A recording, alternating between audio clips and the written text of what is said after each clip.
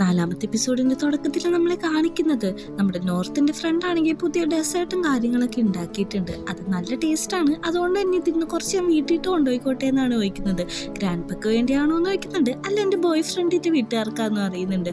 അവൻ അങ്ങനെ നേരെ പോകുന്നത് യുവിന്റെ വീട്ടിട്ടാണ്. പക്ഷെ അവിടെ ചെല്ലുമ്പോൾ കുറച്ച് ആൾക്കാർ അവിടെ നിൽക്കുന്ന കാണും. ആരാന്ന് ചോദിക്കുന്നുണ്ട്. സോറി സാർ, നിങ്ങൾക്ക് അപ്പോയിന്റ്മെന്റ് ഞാനായിട്ടുണ്ടോ? ഒരു 20 മിനിറ്റ് വെയിറ്റ് ചെയ്യണോന്ന് അറിയൂ. നിങ്ങൾ എന്തി പറയുന്നതെന്ന് ചോദിക്കുമ്പോഴേക്കും ഇത് റെന്റഡ് ഹൗസ് ആണെന്ന് പറയുന്നുണ്ട്. ഇതെന്റെ ബോയ് ഫ്രണ്ടിന്റെ ഹൗസ് ആണെന്ന് പറയുമ്പോഴേക്കും നിങ്ങൾക്ക് എന്തെങ്കിലും മിസ്റ്റേക്ക് പറ്റിയതായിരിക്കും. കാരണം ഇതിന്റെ ഓണർ ഒരു ഫോറിനറാണ്. അദ്ദേഹമാണ് ഇതെല്ലാവർക്കും റെന്റിന് കൊടുക്കുന്ന, പിന്നെ സ്കാമേഴ്സിനും കൊടുക്കാറുണ്ടെന്ന് പറയുന്നുണ്ട്. ഇത് കേൾക്കുന്ന നോർത്ത് നല്ല രീതിക്കൊന്ന് ഷോക്ക് ആവുന്നുണ്ട്. അവൻ അകത്തേക്ക് കയറി നോക്കുന്നുണ്ട്. കാരണം അവന്റെ ബോയ് ഫ്രണ്ട്സിന്റെ തിങ്സ് കാര്യങ്ങൾ അവിടെ ഉണ്ടെന്ന് പറഞ്ഞിട്ടാണ് കയറുന്നത്. പക്ഷെ അവിടെ ചെല്ലുമ്പോഴേക്കും അവിടെ ഒരു സാധനം പോലും ഉണ്ടാവുന്നില്ല.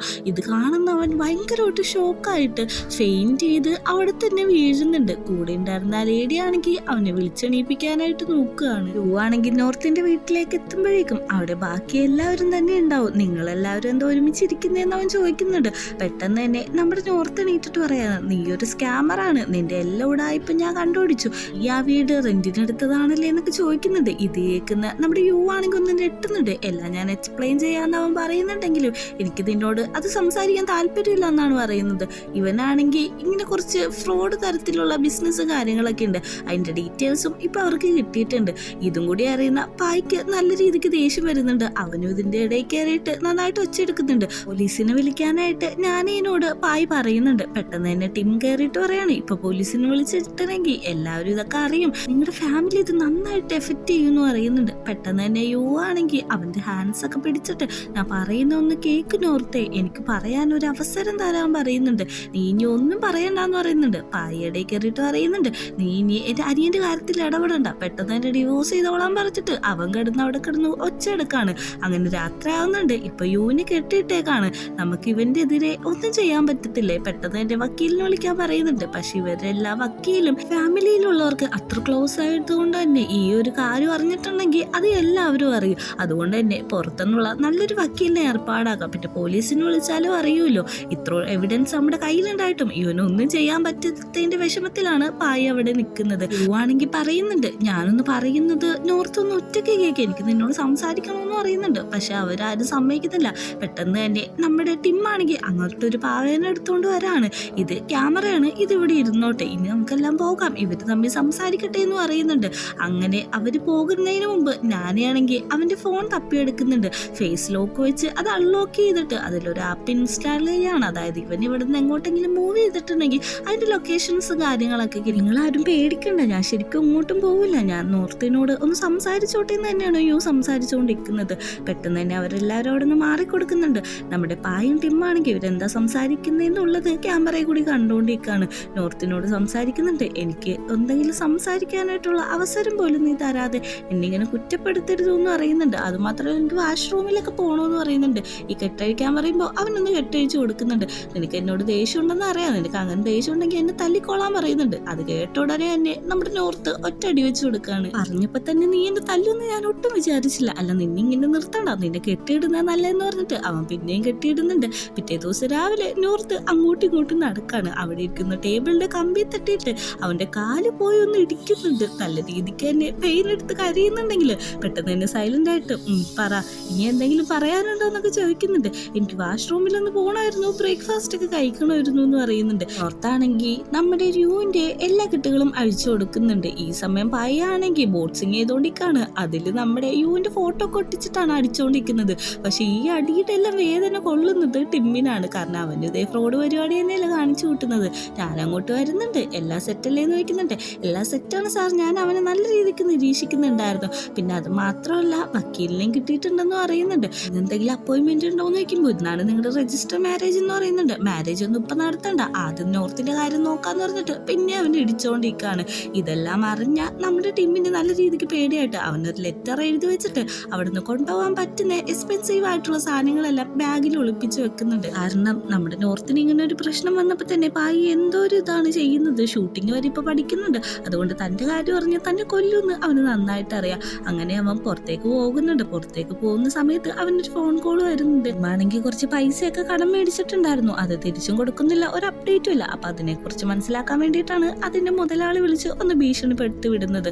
തിരിച്ച് വീട്ടിലെത്തുമ്പോഴേക്കും അവിടെ ഓൾറെഡി ആയി നിൽക്കുന്നുണ്ട്. ഇങ്ങോട്ടാ ബാഗൊക്കെ ഇട്ട് നോക്കുമ്പോഴേക്കും ഞാൻ ചിമ്മിട്ടിറങ്ങാൻ നിൽക്കായിരുന്നു, അപ്പോഴാ നീ വന്നേന്ന് പറയുന്നുണ്ട്.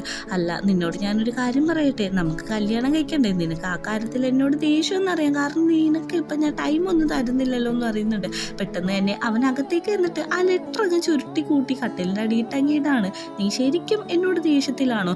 ഞാൻ നിന്റെ കാര്യത്തിൽ ഇപ്പൊ ശ്രദ്ധയൊന്നും തരുന്നില്ലല്ലോ, അതുകൊണ്ടാണോ നീ എന്നോട് ഇങ്ങനെ ദേഷ്യപ്പെട്ട് കിടക്കുന്നത്? നീ എന്നോടൊന്ന് ക്ഷമിക്കാൻ പറഞ്ഞിട്ട് അവനൊരു കിസ് കൊടുക്കുന്നുണ്ട്. പെട്ടെന്ന് തന്നെ നമ്മുടെ പായ പറയുന്നുണ്ട്, എനിക്ക് 40 മിനിറ്റും കൂടി കഴിഞ്ഞ മീറ്റിംഗ് ആണ്, അതുവരെയും ടൈം ഉണ്ടെന്ന് പറഞ്ഞിട്ട് രണ്ടുപേരും കൂടി അവിടെ ഇന്റിമേറ്റ് ആവുന്നതാണ് കാണിക്കുന്നത്. ഉറക്കോണീറ്റ് കഴിഞ്ഞിട്ട് പെട്ടെന്ന് തന്നെ ടിമ്മാണെങ്കിൽ ആ കട്ടിലിന്റെ അടിയിൽ നിന്ന് ആ ലെറ്ററും കാര്യങ്ങളൊക്കെ നോക്കിയെടുക്കുന്നുണ്ട്.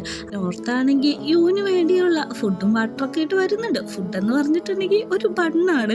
ഈ പട്ടിക്കുട്ടികൾക്കൊക്കെ കൊടുക്കില്ലേ, അതേപോലെയാണ് ഫുഡ് കൊടുക്കുന്നത്. അതവൻ ചോദിക്കുന്നുണ്ട്, ഞാൻ എന്താ വല്ല ഡോഗാണോ എന്ന്. അങ്ങനെ ഫുഡ് കഴിച്ചുകൊണ്ട് അവിടെ ഇരിക്കുമ്പോഴാണ് നമ്മുടെ നോർത്തിന് ഒരു കോള് വരുന്നത്. കോള് വിളിച്ചിരിക്കുന്ന വേറെ ആരുമല്ല, പായാണ്. വീഡിയോ കോളാണ്. അവിടെ എന്തൊക്കെ ഉണ്ടെന്ന് അറിയാൻ വേണ്ടി വിളിച്ചതാണ്. ദൈവ ഫുഡ് കഴിക്കണേ എന്ന് പറഞ്ഞിട്ട് നമ്മുടെ യു ആണെങ്കിൽ ഫുഡ് കഴിക്കുന്നതൊക്കെ വീഡിയോ കോളിൽ കൂടി കാണിക്കുന്നുണ്ട്. നീ അധികം അവനെ ട്രസ്റ്റ് ചെയ്യരുത് എന്ന് നമ്മുടെ പായ് പിന്നെ ഓർമ്മപ്പെടുത്തുന്നുണ്ട്. കോള് വെച്ച് കഴിഞ്ഞിട്ടാണ് അവൻ നോക്കുന്നത്. ടിമ്മാണെങ്കിൽ അവന്റെ അടുത്തില്ല. പെട്ടെന്ന് തന്നെ കോളിംഗ് ബെല്ല് അടിക്കുന്ന ശബ്ദം കേട്ടിട്ട് നോർത്താണെങ്കിൽ ഡോർ ഓപ്പൺ ചെയ്യാൻ ചെല്ലുന്നുണ്ട്. അവിടെ ചെല്ലുമ്പോഴേക്കും ഒരു ജെന്റിൽമാൻ നിൽക്കുന്നുണ്ട്. പെട്ടെന്ന് തന്നെ നമ്മുടെ യുവും വരുന്നുണ്ട്. ഞാൻ യുവിന്റെ വക്കീലാണെന്നാണ് പറയുന്നത്. 2 മണിക്കൂർ മുമ്പുള്ള ഒരു കാര്യം കാണിക്കുന്നുണ്ട്. യു ആണെങ്കിൽ വീട്ടിലിരിക്കുമ്പോഴേക്കും ടിമ്മിന്റെ അടുത്തുനിന്ന് ഒരു മെസ്സേജ് വരുന്നുണ്ട്. ഇതെന്റെ ഫ്രണ്ടാണ്, ഇവൻ വക്കീലാണ്, അതുകൊണ്ട് തന്നെ നീ ഈ നമ്പർ സേവ് ചെയ്തിട്ട് വിളിക്കണം. ഇത് വായിച്ചു കഴിഞ്ഞാൽ നീ ഇതെല്ലാം ഡിലീറ്റ് ചെയ്ത് കളയണോന്ന്. അങ്ങനെ മീറ്റിംഗ് ആരംഭിക്കുന്നുണ്ട്. എല്ലാവരും വന്നിരിക്കുന്നുണ്ട്. യുവിന്റെ വക്കീല് പറഞ്ഞു കൊടുക്കുന്നുണ്ട്, ഇതിനെല്ലാം കാരണം യു അല്ല, കാരണം നമ്മുടെ നോർത്ത് 25 മില്യൺ കൊടുത്തിട്ടാണ് കല്യാണം കഴിക്കാനായിട്ട് ആവശ്യപ്പെട്ടത്. അത് മാത്രമല്ല, നോർത്ത് തന്നെയാണ് ഇങ്ങോട്ട് വന്ന് പ്രപ്പോസ് ചെയ്തത്. അതുകൊണ്ട് ഇത് ടാർഗറ്റ് ചെയ്തിട്ടുള്ള ഒരു സ്കാമും കാര്യങ്ങളൊന്നും അല്ല എന്ന് പറയുന്നുണ്ട്. ദേഷ്യം വന്ന് എണീറ്റ് പോകുന്നുണ്ട്. പുറകെ നമ്മുടെ നോർത്തും പോകുന്നുണ്ട്. അവരകത്ത് പോയി സംസാരിക്കാന്ന് പറഞ്ഞ് ചെല്ലുമ്പോഴേക്കും നേരത്തെ നമ്മുടെ ചെക്കന്മാര് കിടന്ന റൂമിട്ടാണ് ചെല്ലുന്നത്. എന്തുപറ്റി ഇന്നോടെ ഹൗസ് കീപ്പിംഗ് വന്നില്ലെന്ന് നോർത്ത് ചോദിക്കുന്നുണ്ട്. അവനെയും കൊണ്ട് പുറത്തു പോയിട്ട് സംസാരിക്കുന്നുണ്ട്. നീ എന്നെ ചീത്ത പറയുകയാണെങ്കിൽ എനിക്കത് കേൾക്കണ്ടെന്ന് പറഞ്ഞ് നോർത്ത് ചെവി ഒത്തിരിക്കുകയാണ്. അതൊന്നും അല്ല, നമുക്ക് ഒരു ഡ്രാമ കളിക്കാം. അവൻ നിന്നെ സ്കാം ചെയ്ത പോലെ നീ തിരിച്ച് സ്കാം ചെയ്യണം. അതായത് അവനെ സ്നേഹിക്കുന്നുണ്ടെന്ന് അഭിനയിച്ചിട്ട് അവനെ കൊണ്ട് തന്നെ ഡിവോഴ്സ് നീ മേടിപ്പിക്കണമെന്നാണ് പറയുന്നത്. അന്ന് രാത്രി നമ്മുടെ പായ്ക്ക് ഉറങ്ങാൻ പറ്റുന്നില്ല. അവനാണെങ്കിൽ ഗൂഗിളിൽ സെർച്ച് ചെയ്യുന്നുണ്ട് ഈ മാരേജും അതിന് ശേഷമുള്ള ഡിവോഴ്സും ഈ അസറ്റിന്റെ കാര്യങ്ങളൊക്കെ എങ്ങനെയാണ് ഷെയർ ചെയ്യുന്നതെന്നുള്ള ഡീറ്റെയിൽസ് എല്ലാം അവൻ വായിക്കുന്നുണ്ട്. അവൻ ടിമ്മിനെയും വന്ന് നോക്കുന്നുണ്ട്. അങ്ങനെ പിറ്റേ ദിവസം രാവിലെ ആണെങ്കിൽ ടിമ്മ് കുക്ക് ചെയ്തുകൊണ്ടിരിക്കുകയാണ്. ടിമ്മിന്റെ അടുത്തേക്ക് വന്നിട്ട് പറയുന്നുണ്ട്, എനിക്കൊരു കാര്യം പറയാനുണ്ട്, എനിക്ക് നിന്നെ കല്യാണം കഴിക്കാൻ പറ്റില്ല. അതിൽ നിനക്ക് എന്തെങ്കിലും ബുദ്ധിമുട്ടുണ്ടോ? കാരണം വേറൊന്നുമല്ല, എൻ്റെ അസറ്റൊന്നും അങ്ങനെ ഒരു ഡിവോഴ്സിലൂടെ ഷെയർ ചെയ്യാനോ എന്തെങ്കിലും പ്രോബ്ലം വന്നാൽ അങ്ങനെയൊന്നും കളയാൻ ഞാൻ താല്പര്യപ്പെടുന്നില്ല എന്ന് പറയുന്നുണ്ട്. നമ്മുടെ ടിമ്മാണെങ്കിൽ കെട്ടിപ്പിടിച്ചിട്ട്, ഓ ഇത്രേ ഉള്ളൂ, ഞാൻ പേടിച്ചു പോയി, നമുക്ക് ഇതേപോലെ തന്നെ മുമ്പോട്ട് പോയാൽ മതി എന്നും പറയുന്നുണ്ട്. നോർത്ത് നമ്മുടെ യൂക്ക് കിടക്കാനായിട്ട് പുതിയതായിട്ടൊരു ബെഡൊക്കെ സെറ്റ് ചെയ്തിട്ടുണ്ട്. ഒരു പട്ടിക്കൂട്ട് പോലത്തെ ഒരു സാധനമാണ്. അതിന്റെ പുറത്തേക്ക് ആവശ്യമില്ലാതെ ഇറങ്ങാൻ പാടില്ലെന്ന് പറയുന്നുണ്ട്. ഇവിടെ ഇരിക്കുന്ന തലവണയൊക്കെ അവന്റെ മേത്തേക്ക് വലിച്ചെറിഞ്ഞു കൊടുക്കാണ്. കുഴപ്പമില്ല, ഞാനിവിടെ അഡ്ജസ്റ്റ് ചെയ്തോളാം എന്നുള്ള രീതിയിലാണ് യു ഇരിക്കുന്നത്. അത്രയാവുമ്പോഴേക്കും നമ്മുടെ യുവിന് ഒന്ന് വാഷ്റൂം യൂസ് ചെയ്യാൻ വേണ്ടിയിട്ട് വരുന്നുണ്ട്. ഡോർ നോക്ക് ചെയ്യുന്നുണ്ടെങ്കിലും അകത്തുനിന്ന് നോർത്ത് തുറക്കുന്നില്ല. അവനാണെങ്കിൽ ചൂളം വിളിച്ചൊക്കെ ഇരിക്കുകയാണ്.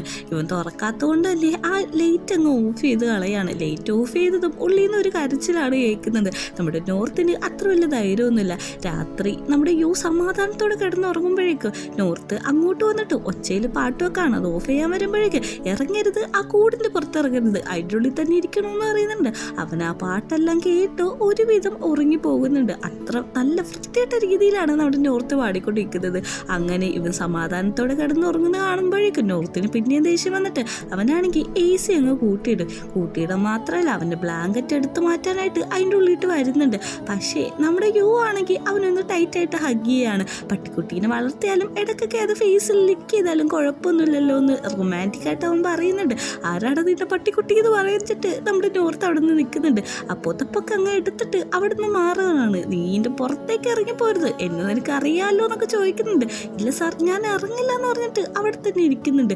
അകത്ത് എന്നിട്ട് നമ്മുടെ നോർത്ത് അവനോട് തന്നെ പറയാണ്, അവൻ്റെ അടുത്ത് സ്നേഹം കാണിക്കരുത്, അവനെ പറ്റി ആലോചിക്കരുത്, രണ്ടുപേരും സ്നേഹത്തിലാവരുതെന്ന്. തിരിച്ച് ആ പുതപ്പ് കൊണ്ടുവന്ന് കൊടുക്കുന്നുണ്ട്. കാരണം ഭയങ്കര തണുത്തിട്ടാണ് അവൻ കിടക്കുന്നത്. ആ പുതപ്പൊക്കെ പുതപ്പിച്ചിട്ട് നമ്മുടെ നോർത്ത് മാറി ഇന്ന് യുവിനെ തന്നെ നോക്കിക്കൊണ്ടിരിക്കുകയാണ്. ഈ ഒരു സീൻ കാണുമ്പോഴേക്കും നോർത്ത് ഇത് പാവമെന്ന് നമുക്കും തോന്നും. അങ്ങനെ നമ്മുടെ ടീമും യുവും അവൻ്റെ ഫ്രണ്ടൊക്കെ കൂടി സംസാരിച്ചുകൊണ്ടിരിക്കുകയാണ്. നീ ഒരൊറ്റൊരാൾ കാരണമാണ് എൻ്റെ പ്ലാൻ എല്ലാം മാറുന്നത്. ഇപ്പം നിനക്ക് വേണ്ടിയിട്ട് ഞാൻ വർക്ക് ചെയ്യുന്ന പോലെയാണ്. ആ പായ്ക്ക് ഇപ്പം എന്നെ കല്യാണം കഴിക്കണ്ടെന്നാണ് പറയുന്നത്. എന്താന്ന് വെച്ചാൽ പെട്ടെന്ന് ഇതോളം പറയുന്നുണ്ട്. വക്കീലാണെങ്കിൽ ഒരു നോട്ടീസ് കാണിക്കുന്നുണ്ട്. ഇതിനൊക്കെ വേണ്ടിയിട്ടാണ് മെജോറിറ്റി ആൾക്കാരും കല്യാണം കഴിക്കുന്നതെന്ന്. പായാണെങ്കിൽ ഒരു മീറ്റിങ്ങിലിരിക്കുകയാണ്. അവൻ്റെ ഫോൺ കുറേ നേരം ഒരു അൺനോൺ നമ്പറിൽ നിന്ന് ബെല്ലടിക്കുന്നുണ്ട്. ഇത് കാണുന്ന ആൻറ്റി ചോദിക്കുന്നുണ്ട്, പേഴ്സണൽ കാര്യം ഈ ഓഫീസിൻ്റെ ഇടക്കും കൊണ്ടേ നടക്കണമെന്ന്. അത് ടിമ്മിനെ ഉദ്ദേശിച്ചാന്ന് മനസ്സിലാവുന്നുണ്ട്. കുറേ പ്രാവശ്യം കോൾ അടിക്കുന്നതുകൊണ്ട് തന്നെ അവൻ ആ കോൾ അറ്റൻഡ് ചെയ്ത് നോക്കുകയാണ്. ആ കോൾ എടുക്കുന്ന അവൻ നന്നായിട്ട് നെറ്റിപ്പോകുന്നുണ്ട്. വേറൊന്നുമല്ല, ടിമ്മിന് ആക്സിഡൻ്റ് ആയിട്ടുണ്ട്. ഒരു കാർ ക്രഷ് ആയിട്ടാണ് അവൻ അഡ്മിറ്റ് ആയിരിക്കുന്നത്. വേഗം നമ്മുടെ പായി അങ്ങോട്ടെത്തിയിട്ട് അവനെ ഹഗ് ചെയ്യുന്നുണ്ട്. എന്താ നടന്നതെന്ന് ചോദിക്കുന്നുണ്ട്. ആക്സിഡൻ്റ് ആയതാന്ന് പറയുന്നുണ്ട്. എന്നിട്ട് നമ്മുടെ ബാക്കപ്പ് കാണിക്കുന്നുണ്ട്. 2 മണിക്കൂർ മുമ്പ് എന്താ സംഭവിച്ചതെന്ന്. വക്കീല് കാണിച്ച ബ്രൗഷറിൽ ഉണ്ടായിരുന്നു ഇങ്ങനെ സ്വത്തിന് വേണ്ടിയിട്ട് അല്ലെങ്കിൽ ആക്സിഡൻറ്റിൻ്റെ പൈസ കിട്ടാൻ വേണ്ടിയിട്ട്. അപ്പം ആ പൈസ കിട്ടുമല്ലോ എന്ന് വിചാരിച്ച് അവൻ സ്വയമായിട്ട് ആക്സിഡൻറ്റ് ഉണ്ടാക്കാൻ പോയതാണ്. പക്ഷെ അവന് അതിനുള്ള ത്രാണിയില്ല. ഓപ്പോസിറ്റ് തന്നെ വണ്ടി പാർക്ക് ചെയ്യാണ്. പെട്ടെന്ന് പുറകിൽ നിന്ന് വന്ന വണ്ടി ഈ വണ്ടീനെ ഒന്ന് ഇടിക്കുന്നുണ്ട്. അത് നമ്മുടെ ടിമ്മ് ഒട്ടും പ്രതീക്ഷിക്കുന്നുണ്ടായില്ല. പെട്ടെന്ന് തന്നെ നമ്മുടെ പായി പറയാണ്, നീ എൻ്റെ ലൈഫിലുണ്ടെങ്കിൽ അത് ഭയങ്കര ബുദ്ധിമുട്ടാണ്. കുറച്ച് സെക്കൻഡ് തൊട്ട് തന്നെ ഞാനത് അനുഭവിച്ചു എന്ന് പറഞ്ഞ് അവനൊന്ന് ഹഗ് ചെയ്യുന്നുണ്ട്. വീട്ടിൽ തിരിച്ചെത്തിയിട്ട് പായു അവനോട് സംസാരിക്കുന്നുണ്ട്. എനിക്ക് നിന്നത്ര ടേക്ക് കെയർ ചെയ്യാൻ പറ്റില്ല. അതുമാത്രമല്ല, നമുക്ക് കല്യാണം കഴിക്കാം, പെട്ടെന്ന് തന്നെ കല്യാണം കഴിക്കാം. ഇനി അത് നീട്ടി വെക്കണ്ട, നീ എൻ്റെ ലൈഫിൽ വേണം, നിൻ്റെ ഒപ്പം ഇല്ലാതെ എനിക്ക് ജീവിക്കാൻ പറ്റില്ല എന്നൊക്കെ പറഞ്ഞിട്ട് ഒരു കിസ്സും കൂടി കൊടുക്കുന്നുണ്ട്. നമ്മുടെ നോർത്താണെങ്കിൽ അവൻ്റെ ബേക്കറിയിൽ ഇരുന്നിട്ട് ChatGPT പോലത്തെ ഒരു ആപ്പിനോട് സംസാരിച്ചുകൊണ്ടിരിക്കുകയാണ്. അതായത് ഡിവോഴ്സ് എങ്ങനെ ചെയ്യാമെന്ന്. അവൻ്റെ ഫ്രണ്ടാണെങ്കിൽ അകത്തേക്ക് ആൾക്കാരെ വിളിച്ചുകൊണ്ടിരിക്കുകയാണ്. ഇതിനകത്തിരുന്ന് സംസാരിക്കുന്ന കണ്ടിട്ട് അകത്തേക്ക് വന്ന് ചോദിക്കുന്നുണ്ട്, എന്താ നീ സെർച്ച് ചെയ്തുകൊണ്ടിരിക്കുന്നുണ്ട്, എനിക്ക് ആ യുവിനെ എങ്ങനെയെങ്കിലും ഡിവോഴ്സ് ചെയ്യണമെന്ന് അറിയുന്നുണ്ട്. പെട്ടെന്ന് എൻ്റെ ഫ്രണ്ട് നെട്ടുന്നുണ്ട്. കാരണം നിങ്ങളെപ്പോഴാണ് കല്യാണം കഴിച്ചതെന്ന്. അതൊക്കെ വലിയൊരു സ്റ്റോറിയാണ്, ഇപ്പം പറഞ്ഞു തീരാനായിട്ട് സമയമൊന്നുമില്ല. അതൊക്കെ ഞാൻ നിനക്ക് പിന്നെ പറഞ്ഞു തരാമെന്ന് പറയുന്നുണ്ട്. എനിക്ക് അവനെ എങ്ങനെയെങ്കിലും ഡിവോഴ്സ് ചെയ്യണമെന്ന് പറയുന്നുണ്ട്. അതിന് നീ പേടിക്കണ്ട, അതിന് ഞാനിവിടെ ഇല്ലേ, ഞാനൊരു ഐഡിയ പറയാമെന്ന് പറയുന്നുണ്ട്. അങ്ങനെ വീട്ടിൽ സമാധാനത്തോടെ ഭക്ഷണം കഴിച്ചിരിക്കുന്ന യുവിനെ നമ്മൾ കാണിക്കുന്നുണ്ട്. അങ്ങോട്ടേക്ക് നമ്മുടെ ഫ്രണ്ട് വരാണ്. ഫ്രണ്ട് വന്നിട്ട് പറയുന്നുണ്ട്, നോർത്ത് വരാനായിട്ട് കുറച്ചധികം സമയം എടുക്കും, കുഴപ്പമില്ല ഞാൻ വെയിറ്റ് ചെയ്തോളാം എന്ന് പറഞ്ഞിട്ട് അമ്മ ഭയങ്കര അധികാരത്തോടെ അകത്തേക്ക് കയറിപ്പോയിക്കൊണ്ടിരിക്കുകയാണ്. നോർത്താണെങ്കിൽ അവിടെ നടക്കുന്ന കാര്യങ്ങളൊക്കെ കാണാൻ വേണ്ടിയിട്ട് പോപ്കോണും കഴിച്ച് ക്യാമറയിൽ നോക്കിയിരിക്കുകയാണ്. അപ്പോഴാണ് ബാക്കപ്പ് കാണിക്കുന്നത്. ഈ ഫ്രണ്ടാണെങ്കിൽ യുവിൻ്റെ ഒപ്പം ഇൻറ്റിമേറ്റ് ആവാം, അപ്പോൾ ആ ഒരു വീഡിയോ ഉണ്ടെങ്കിൽ നിനക്ക് പെട്ടെന്ന് തന്നെ ഡിവോഴ്സ് കിട്ടുമല്ലോ എന്ന് പറയാണ്. അവരൊരു ഹൊറർ മൂവിയാണ് കാണുന്നത്. ഫ്രണ്ട് കുറച്ച് അടുത്തിരിക്കുകയാണ്. എനിക്ക് പേടിയാന്നൊക്കെ പറഞ്ഞിട്ട്, നിനക്ക് പേടിയാണെങ്കിൽ മൂവി മാറ്റാമെന്ന് പറയുന്നുണ്ട്. വേണ്ടാന്ന് പറയുന്നുണ്ട്. ഫ്രണ്ട് അവനൊന്ന് സഡ്യൂസ് ചെയ്യാൻ നോക്കുന്നുണ്ട്. നീ എന്തൊക്കെ കാണിക്കുന്നതെന്ന് ചോദിക്കുമ്പോഴേക്കും തന്നെ യുവിൻ്റെ മേത്ത് ഇറങ്ങിയിരിക്കുകയാണ്. എന്നിട്ട് പറയുന്നുണ്ട്, ഇതൊന്നും വലിയ കുഴപ്പമൊന്നുമില്ല, നമ്മുടെ നോർത്ത് അറിയില്ല, ഇതൊന്ന് സഹകരിച്ചാൽ മാത്രം മതി എന്ന് പറഞ്ഞിട്ട് യുവിനെ ഭയങ്കര രീതിയിൽ സഡ്യൂസ് ചെയ്യുന്നുണ്ട്. പക്ഷേ ഈ സഡ്യൂസ് ചെയ്യുന്നതെല്ലാം നമ്മുടെ നോർത്ത് കാണുന്നുണ്ടല്ലോ. അവനാണെങ്കിൽ ഇതൊന്നും കണ്ടുകൊണ്ടിരിക്കാൻ പോലും പറ്റുന്നില്ല. എന്തോ ഒരു ഫീലിങ്സ് അവൻ്റെ മനസ്സിലുള്ളിലുണ്ട്. അവൻ പെട്ടെന്ന് തന്നെ വീട്ടിട്ട് പോയിട്ട് നമ്മുടെ ഫ്രണ്ടിനെ വിളിച്ച് പുറത്തേക്ക് ഇറക്കാണ്. നീ എന്തിനിപ്പോൾ വന്നത്, കറക്റ്റ് ടൈമിംഗ് ആയിരുന്നു, നീ ഇതെല്ലാം നശിപ്പിച്ചല്ലോ എന്ന് ചോദിക്കുന്നുണ്ട്. നീ സത്യം പറ, നിനക്ക് ശരിക്കും അവന് ഇഷ്ടമാണോ, അതുകൊണ്ടാണ് നീ ഇങ്ങനെയൊക്കെ ചെയ്യുന്നതെന്ന് ചോദിക്കുമ്പോഴേക്കും നമ്മുടെ നോർത്തിന് ഒരു ആൻസർ കിട്ടുന്നില്ല. എന്നിട്ട് നമ്മുടെ ഫ്രണ്ട് പറയുന്നുണ്ട്, ഞാൻ അവനോട് പറഞ്ഞായിരുന്നു ഞാനും നോർത്തും തമ്മിൽ ഇങ്ങനത്തെയൊക്കെ ബന്ധമുണ്ട്, അതുകൊണ്ട് ഇവൻ അറിഞ്ഞാലും അതൊന്നും കാര്യമൊക്കെ എടുക്കൂലെന്ന്. അപ്പോൾ അവൻ്റെ ഫേസ് ഒന്ന് മാറിയായിരുന്നു. അതിൽ നിന്ന് തന്നെ മനസ്സിലാക്കാൻ യുവിന് നിന്നോട് ഭയങ്കര ഇഷ്ടമാണെന്ന്. ഇതും കൂടി കേൾക്കുന്ന നമ്മുടെ നോർത്തിനൊന്ന് സങ്കടം വന്നിട്ടുണ്ട്. അവനകത്തേക്ക് ചെല്ലുമ്പോഴേക്കും യു ആണെങ്കിൽ ഒന്ന് ചൂടാവണം. നീ എന്തൊക്കെയാണ് നിൻ്റെ ഫ്രണ്ടായിട്ട് കാണിക്കുന്നത്, ഇങ്ങനെയൊക്കെ കാണിക്കുന്നത് ശരിയാണോ എന്ന് ചോദിക്കുന്നുണ്ട്. നിനക്കെന്താ എന്നെ വിശ്വാസമില്ല എന്നും കൂടി ചോദിക്കുന്നുണ്ട്. നമ്മുടെ നോർത്ത് ഒന്നും മിണ്ടാതെ അവിടെ നിന്ന് ഇറങ്ങിപ്പോവാണ്. പുറത്ത് നിൽക്കുന്ന നോർത്തിൻ്റെ അടുത്തേക്ക് യു ചെല്ലുന്നുണ്ട്. എനിക്ക് മനസ്സിലാവും നിനക്ക് എന്നോടുള്ള ദേഷ്യം, പക്ഷെ ഞാൻ നിന്നെ സിൻസിയറായിട്ടാണ് ലവ് ചെയ്യുന്നത്, നിനക്ക് എന്നോട് ഫീലിങ്സ് ഉണ്ടോ എന്ന് നമുക്കിപ്പോൾ നോക്കാമെന്ന് പറഞ്ഞിട്ട് അവൻ കുറച്ച് അടുത്തേക്ക് വരുന്നുണ്ട്. നമ്മുടെ നോർത്ത് അതിന് എഗെയിൻസ്റ്റ് ഒന്നും ചെയ്യുന്നില്ല. അങ്ങനെ രണ്ടുപേരും കൂടെ അവിടെ കിസ് ചെയ്യുന്ന കാണിക്കുന്നുണ്ട്. ഞാനാണെങ്കിൽ ഇവരുടെ വെഡ്ഡിങ് പ്ലാനിലുള്ള കാര്യങ്ങളെല്ലാം പായിനെയും ടിമ്മിനെയും കാണിക്കുന്നുണ്ട്. ബാക്കി ഫുഡിൻ്റെ കാര്യങ്ങളെല്ലാം സെലക്ട് ചെയ്തോളാനായിട്ട് ഞാനതിനോടും പറയുന്നുണ്ട്. ഞാൻ അവിടെ നിന്ന് പോയി കഴിഞ്ഞിട്ട് നമ്മുടെ ടിമ്മിനോട് പറയുകയാണ് പായ്. അതായത് അവൻ അവൻ്റെ ജോലിയെല്ലാം ഉപേക്ഷിക്കാൻ പോവാണ്. എംപവറും എനിക്ക് വേണ്ട, എനിക്ക് നിൻ്റെ ഒപ്പം സാധാരണ ഒരു ജീവിതം മതി. അത് മാത്രമല്ല നീ ഒരു ആർക്കിടെക്റ്റാണ്, പിന്നെ എനിക്ക് കഴിവുകളുണ്ട്, നമുക്കൊരു സ്റ്റാർട്ടപ്പ് ഒക്കെ തുടങ്ങിയിട്ട് നന്നായിട്ട് ഒരു നോർമൽ ലൈഫ് ജീവിക്കാം, എനിക്ക് നിൻ്റെ ഒപ്പം ജീവിച്ചാൽ മതി എന്നൊക്കെ പറയുന്നുണ്ട്. ഇത് കേൾക്കുന്ന നമ്മുടെ ടിമ്മിനാണെങ്കിൽ ഭയങ്കര സങ്കടവുമാണ്. കാരണം ഇവരുടെ കാശ് മോഹിച്ചാണല്ലോ വന്നത്. ഈ ഒരു സീനും കൂടി കാണിച്ചിട്ടാണ് 4ാമത്തെ എപ്പിസോഡ് അവസാനിക്കുന്നത്.